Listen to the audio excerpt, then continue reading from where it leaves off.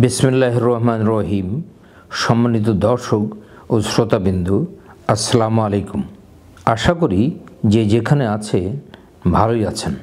আমি বেশ কয়েকদিন পরেই আবার একটা নতুন বিষয়ে আলোচনা করার জন্য আপনাদের সামনে হাজির হলাম। এখনই যে বিষয় নিয়ে আপনাদের সামনে আলোচনা করব তার শিরোনাম হচ্ছে পররাষ্ট্রনীতিতে বিএনপির নতুন ভাবনা। সম্মানিত সুধীবৃন্দ, আপনারা জানেন প্রত্যেকটা দেশেরই একটা নিজস্ব পররাষ্ট্রনীতি থাকে। আবার ওই দেশের বিভিন্ন দল, রাজনৈতিক যে দলসমূহ থাকে তাদেরও নিজস্ব একটি পররাষ্ট্রনীতির ভাবনা থাকে এবং সেভাবেই তারা দল পরিচালনা করে। বিএনপিরও নিজস্ব একটা পররাষ্ট্রনীতির ভাবনা আছে। এই বিষয়ে সংক্ষিপ্তভাবে দুই চারটি কথা আপনাদের সামনে প্রকাশ করার চেষ্টা করব। আপনারা জানেন সাম্প্রতিককালে ভিন্ন মাত্রার এক কর্মসূচি পালন করল বিএনপি। তিস্তা নদী রক্ষার জন্য উত্তরের 5টি জেলার 11টি স্থানে অবস্থান কর্মসূচি পালন করেছে তারা।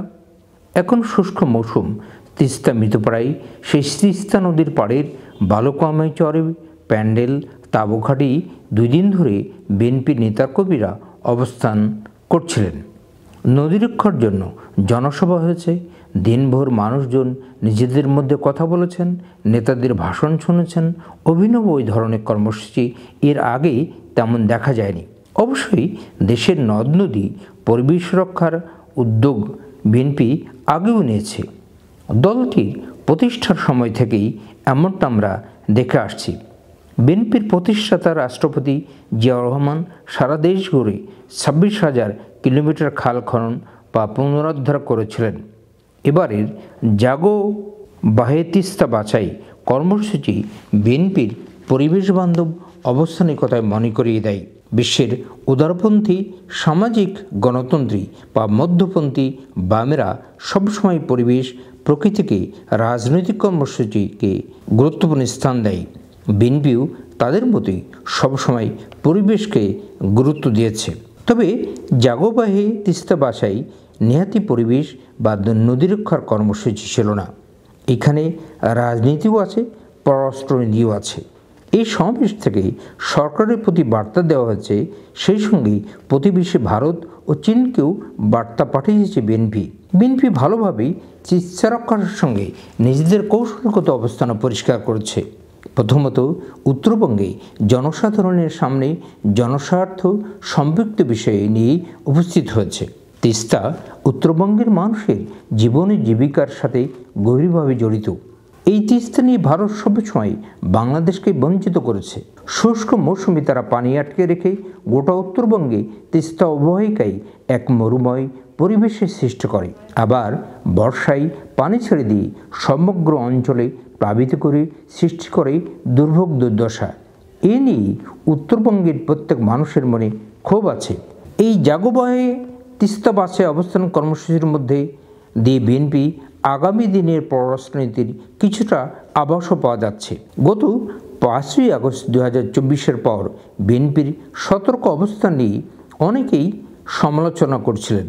বিশেষ করে তাদের অভিযোগ ছিল যে বিএনপি ভারতের বিষয়ে নমনীয় আচরণ করছে, কিন্তু তিস্তার কর্মসূচিতে সরাসরি ভারতের নাম উল্লেখ করে কঠোর সমালোচনা করেছে বিএনপি নেতারা। পরিষ্কার করেই বিএনপি নেতারা বলেছেন, তিস্তা পানি দিতে হবে, সীমান্ত হত্যা বন্ধ করতে হবে, বড় দাদার মতো আচরণ করা থামাতে হবে, তবেই বন্ধুত্ব হবে বলে বিএনপি জানিয়েছে। সবার সঙ্গে বন্ধুত্ব, কারোর সঙ্গে বৈরিতা নয়।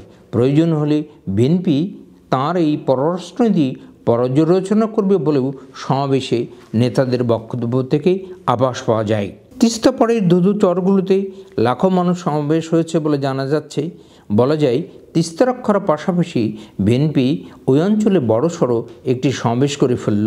অন্য রাজনৈতিক দলগুলো যখন ঢাকায় বসে জাতীয় নির্বাচন আগে না স্থানীয় নির্বাচন আগে বলে রাজনৈতিক বিতর্ক করছে, তখন বিএনপি সাধারণ মানুষের কাছে গিয়ে উপস্থিত হয়েছে। বিএনপি আরও ওই ধরনের কর্মসূচি নিয়ে জনসাধারণের কাছে যাবে বলেই মনে হচ্ছে। একই সমাবেশে বিএনপি অনেক কিছু বলে ফেলল।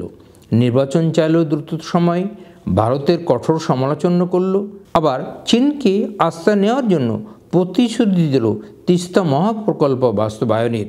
আবার তিস্তা পারে মানুষের জীবন ও সংস্কৃতিরই আয়োজন করল বর্ণাঢ্য সাংস্কৃতিক অনুষ্ঠান।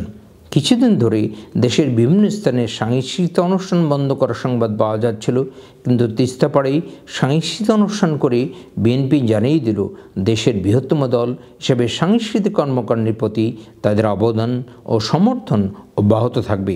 গত 6 মাসে বিএনপিকে প্রতিপক্ষ ধরে যারাই দলটির সমালোচনায় নেমেছে, বিএনপি স্বভাবতই সেসব উত্তর দিয়ে যাচ্ছে। কথার লড়াইছে জাতীয় নিরাপত্তা ও জাতীয় ইস্যু নিয়ে বেশি কথা বলা দরকার রাজনৈতিক দলগুলোর। এখন রাজনীতি বদলে গেছে, মানুষ এখন নতুন কিছু দেখতে চায়। জাগুবাহে তিস্তা বাসায় সমাবেশ করে বিএনপি সেই নতুন কিছুই করল।